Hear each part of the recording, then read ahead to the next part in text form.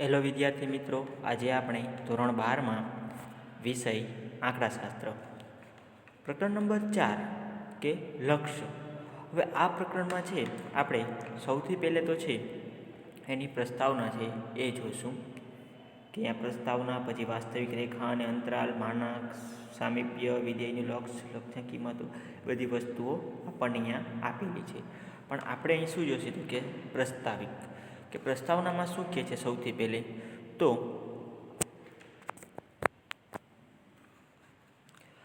આપણે ધોરણ 11માં વિધેયનો અભ્યાસ કરીએ કે જો આપણે વિદ્યાર્થી મિત્રો આગળના ધોરણમાં છે એ વિધેય છે એ પ્રકરણ ભણી ગયા છે.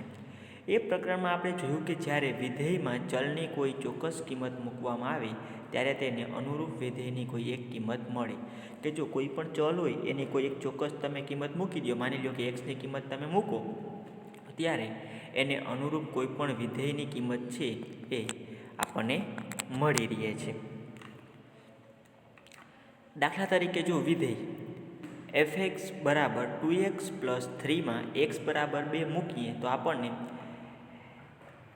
f(2) બરાબર કેટલા મળશે તો કે 7 મળશે. કેવી રીતે 7 મળશે તો કે તમે જુઓ x બરાબર 2 લીધા તો 2 × 2 કરશો તો 4, 4 + 3 એટલે f(2) બરાબર કેટલા મળશે તો કે આપણને 7 મળે છે.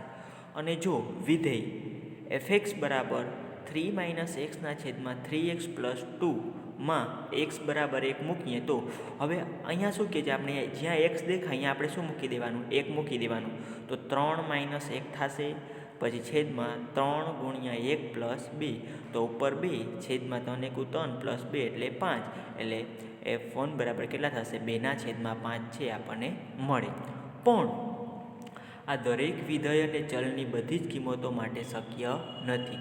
કે આપણે જે આગળ રીત જોઈ ત્યાં કે બધા વિધેય અને બધી જ ચલની કિંમત માટે એ રીત શક્ય નથી. હવે જો એમાં ધારો કે આપણે fx બરાબર x² - 9 છેદમાં x - 3 વિધેય લઈએ અને તેમાં x બરાબર 3 મૂકીએ તો હવે તમે x બરાબર 3 મૂકો બરાબર, તો શું થશે કે 3નો સ્ક્વેર -9, અહીંયા 3 - 3 તો અહીંયા 3નો સ્ક્વેર 9 એટલે 9 - 9 થશે, અહીંયા 3 - 3 એટલે 0. તો fx3 બરાબર કેટલા થઈ જશે 0/0 આપણને મળે. અને જે કેવું છે અનિયત કિંમત છે કે નિયત કિંમત નથી. કેવી કિંમત છે, અનિયત છે, 0/0 છે. વિધેયની f3ની આશાદિત કિંમત મેળવવા માટે આપણે વિધેયના લક્ષણનો ખ્યાલ મેળવવો જરૂરી છે. વિધેય છે એની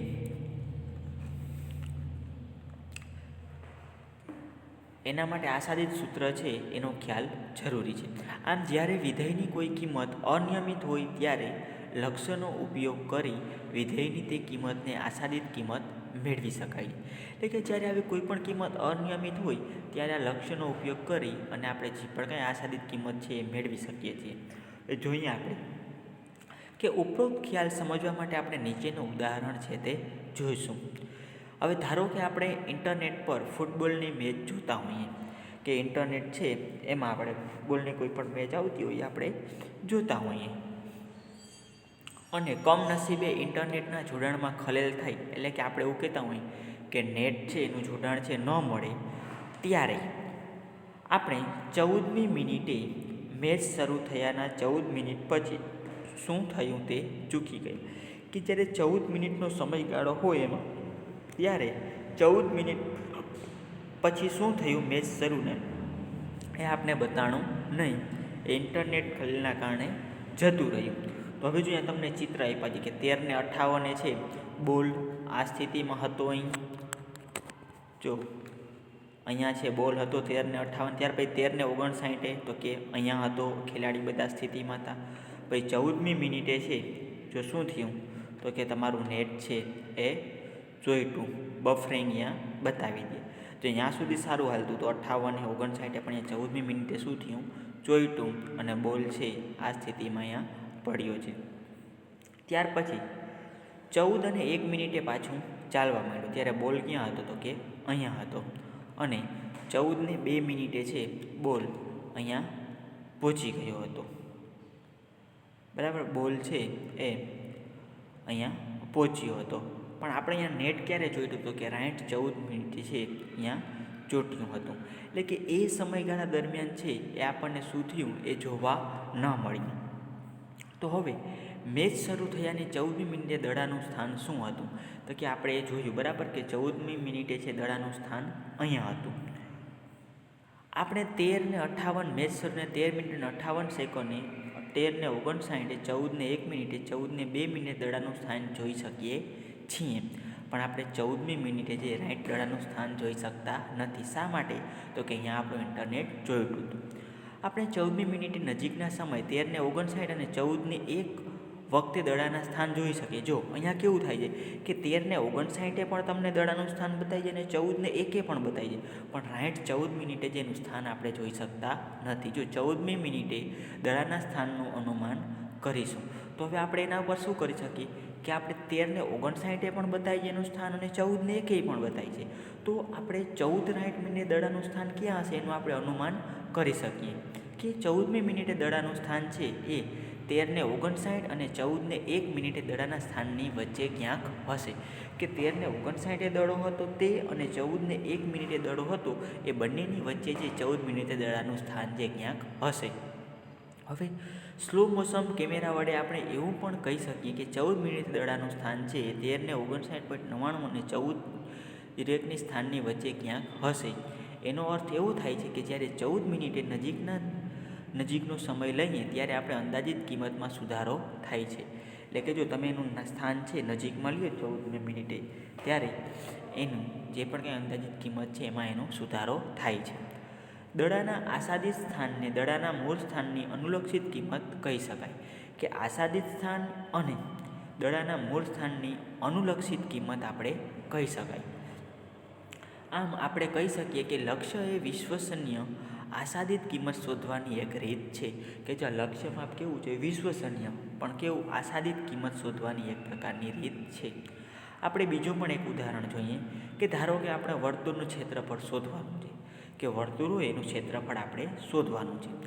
વર્તુળના ક્ષેત્રફળની અંદાજિત કિંમત વર્તુળની અંદર દોરવામાં આવેલ બહુકોણના ક્ષેત્રફળથી મેળવી શકાય છે, કે એની અંદર વર્તુળની અંદર જે પણ કાંઈ વર્તુળની અંદર દોરવામાં આવેલ બહુકોણ છે એના ક્ષેત્રફળથી છે એના ક્ષેત્રફળથી આપણને મળે છે.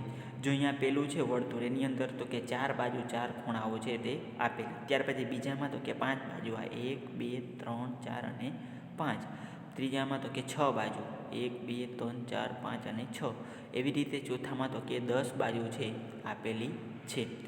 હવે ઉપરની આકૃતિ પરથી જોઈ શકાય છે જેમ બહુકોણની બાજુઓ વધતી જાય તેમ બહુકોણનું ક્ષેત્રફળ વર્તુળના ક્ષેત્રફળની નજીક પહોંચે છે.